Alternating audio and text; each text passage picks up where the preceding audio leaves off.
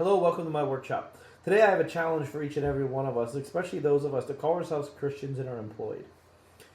In Matthew chapter 20, verses 1 through 16, you'll find a very familiar story about a man who owns a vineyard, and in there it tells us that he hired men to work first thing in the morning, and he went out throughout the day at different times of the day, and he hired more people to work, and he hired them all to work for the exact same wage.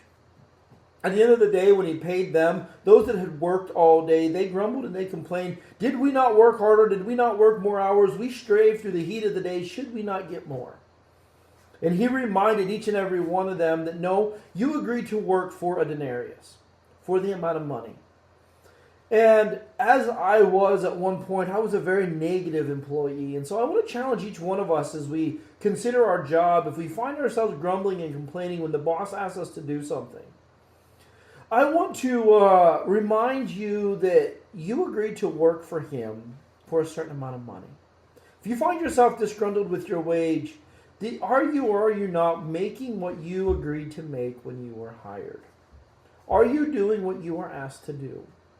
Now, with this also comes a very controversial detail, and that is a principle which I hope to bring out more on next week, and that is the principle of going the extra mile when asked. But my challenge for you and I as we close out this year and as we start into a new year, what can you and I do about being negative? Can we agree to do our job to the absolute best of our ability, not based on what we are being paid, but what we're capable of? I believe as Christians we're called to come out and be separate from the world, and I think that even involves in our work ethic. It's striving to be the best worker in our company for whatever the wage was we agreed to work for.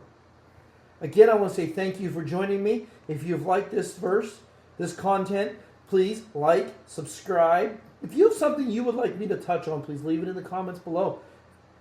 Let's start a discussion and see what each and every one of us has to say. Thank you.